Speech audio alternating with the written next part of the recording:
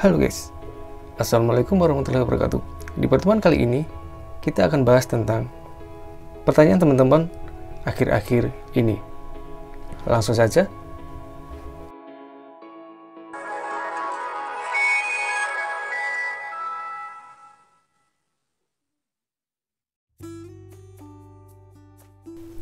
Berikut beberapa hal yang akan dibahas di video ini. Pertanyaan yang sering muncul yaitu terkait kenapa SIM saya masih 40%.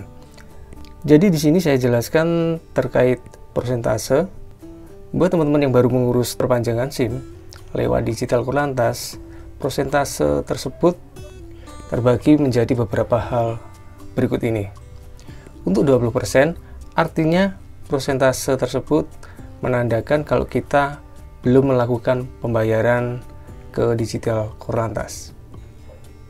Waktu pembayaran ini kita ditunggu 24 jam. Jika kita sudah melakukan pembayaran, kita akan masuk ke 40%. Jika kita sudah di 40%, artinya kita masih menunggu terkait verifikasi dari pihak Satpas. Biasanya teman-teman lamanya berada di 40% ini karena di sini proses verifikasi termasuk data kita itu ada yang blur atau tidak, data kita itu lengkap atau tidak, ada kesalahan atau tidak. Disinilah proses verifikasinya. Jika proses verifikasi ini sudah berhasil, artinya kita akan pergi ke 50%. Jika sudah di 50%, kita boleh agak tenang karena di sini ini kita tinggal nunggu antrian proses pencetakan SIM tersebut. Dan ketika sudah 50% ini ternyata SIM kita sudah lewat batas atau boleh dibilang sudah mati. Apakah SIM kita akan tetap jadi atau tidak? Ketika Anda sudah berada di 50% ini, intinya teman-teman sudah tidak perlu khawatir karena pihak digital Korlantas sendiri pun juga menegaskan kalau sudah dalam proses Anda sudah melakukan pembayaran dan posisinya Anda sudah lolos dalam proses verifikasi. Jadi di 50% ini Anda sudah boleh dibilang aman. Selanjutnya kita akan berada di 60%. Di posisi 60% ini artinya SIM kita sedang dicetak dan proses pengemasan. Kalau sudah berada di 60% ini artinya bentar lagi SIM kita akan dikirim. Ketika dikirim, nanti persentase akan berubah menjadi 80%. Jika berada sudah 80%, artinya kita tinggal menunggu di rumah, menunggu Pak Pos datang. Dan ini kita juga bisa cross check ya lewat resi dari pihak Pos Indonesia sudah sampai mana pengirimannya SIM kita tersebut. Jika kita sudah menerima SIM tersebut, barulah itu nanti proses persentasenya akan berubah lagi menjadi 100%. Kurang lebihnya seperti itu terkait persentase guys ya.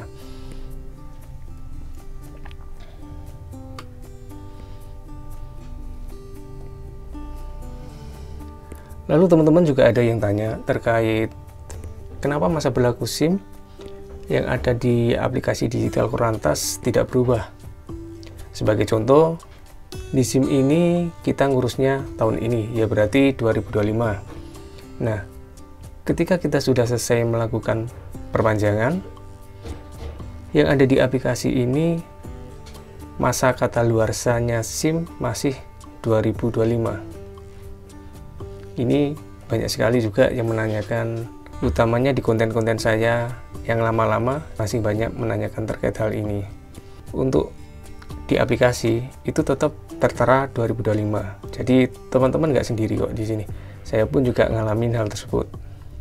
Yang penting di sini adalah SIM fisiknya. SIM fisik ini yang penting. Sebagai contoh, apabila kita sedang bepergian dan di perjalanan tersebut ada cegatan dan kita kelupaan membawa SIM fisik, meskipun kita membawa handphone dan di dalamnya ada aplikasi digital Kurantas, kita tidak bisa menggunakan aplikasi tersebut sebagai pengganti SIM fisik ini. Artinya, kita tetap kena tilang. Jadi, aplikasi tersebut cuma sebagai alat perantara antara kita dengan pihak digital Kurantas atau pihak kepolisian ya, untuk pengurusan perpanjangan SIM. Hanya sebatas itu. Kalau dalam perjalanan, ya kita tetap butuhnya ini. Lalu ada juga yang tanya terkait kalau dibatalkan atau ditolak, itu bagaimana? Nah, ketika kita melakukan pendaftaran perpanjangan SIM, kita di situ kan disuruh untuk memasukkan nomor rekening ya.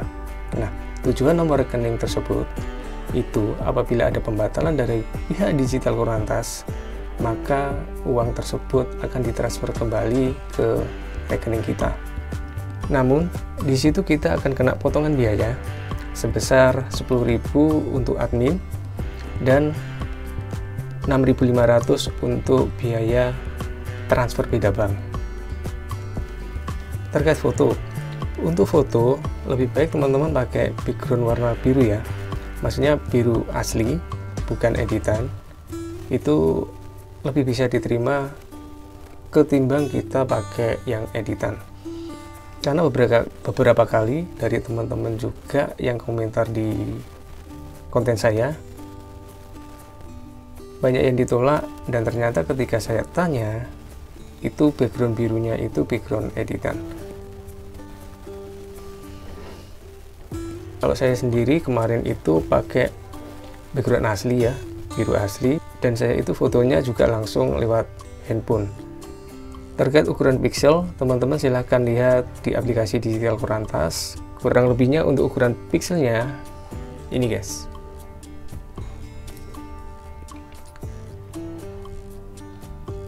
Silakan Anda sesuaikan dengan itu, daripada nanti kita kena tolak dan kita harus mengulangi lagi. Lebih baik kita perbaiki waktu awal kita submit, jadi tidak kerja dua kali. Selanjutnya teman-teman juga tanya terkait kita bisa mengurus SIM ini di waktu apa saja, apakah di hari kerja saja ataukah di hari libur kita juga bisa mengurus. Untuk melakukan pendaftaran dan perpanjangan submit lewat digital Kurantas, saya pernah melakukan itu di waktu malam, itu pernah, karena saya mengurus beberapa SIM punya saya sendiri ya. Punya saya sendiri itu ada dua guys ya, ada dua SIM, SIM A sama SIM C. Sedangkan ada juga punyanya orang tua, itu juga saya yang bantu menguruskan. Jadi di situ ada beberapa submitnya itu di hari Minggu, karena waktu itu memang waktu luang saya yang full memang di hari libur tersebut. Saya submit di hari Minggu dan bayar pun juga di hari Minggu tersebut. Di situ terkait pembayaran itu langsung ya, langsung masuk, dan di situ tertera langsung 40% ya. 40% artinya SIM kita sudah berhasil dibayarkan. Nah, untuk prosesnya itu kita menunggu dari pihak digital Kurantas ya. Berarti hari Seninnya tersebut baru diproses. Berdasarkan antrian juga ya guys ya. Dan enaknya kita memakai digital Kurantas bagi orang-orang yang posisinya itu sibuk sekali, contoh kayak pengusaha, kan tidak ada waktu juga ya mereka buat kesana kemari. Kita bisa mengurusnya by online, dan ini pun juga kita bisa mengurusnya di mana saja ya. Untuk Satpas pun kita pun juga diberi kebebasan, kita bisa pilih Satpas manapun yang menurut kita di Satpas tersebut bisa lebih cepat, antrian dikit. Nah, intinya kita bisa mengurus, tidak harus di lokasi tempat kita bisa mengurus meskipun berada di luar kota, luar pulau, dan kita pun juga bisa mengirim SIM tersebut kemanapun kita suka. Bisa ke kantor kita apabila kita seringnya di kantor, bila kita kontrak di luar pulau atau bagaimana, kita bisa juga mengirim ke sana. Intinya soal pengiriman itu bebas. Begitu saja kurang lebihnya. Jika ada teman-teman yang masih menanyakan terkait hal yang lain, boleh teman-teman untuk sharing, ataupun teman-teman menginformasikan terkait Satpas mana yang mungkin rekomendasi atau yang Anda lakukan ketika di Satpas tersebut. Ternyata Satpas yang Anda pakai itu memang rekomendasi. Silakan Anda sharingkan ke sini agar teman-teman Anda setelah ini juga bisa mendapatkan pelayanan yang cepat. Kalau saya sendiri biasanya menggunakan Satpas Malang ya. Memang beberapa kali saya juga coba-coba di Satpas yang beda ya, bukan di Malang. Ya, hasilnya seperti itu. Saya pernah ditolak karena saya nyoba-nyoba di Satpas lain. Karena saya sebenarnya penasaran aja di Satpas lain itu pelayanannya seperti apa. Tapi ya akhirnya baliklah saya ke Satpas Malang. Begitu saja terkait sharing atau jawab pertanyaan ya. Jawab pertanyaan teman-teman. Terima kasih. Wassalamualaikum warahmatullahi wabarakatuh.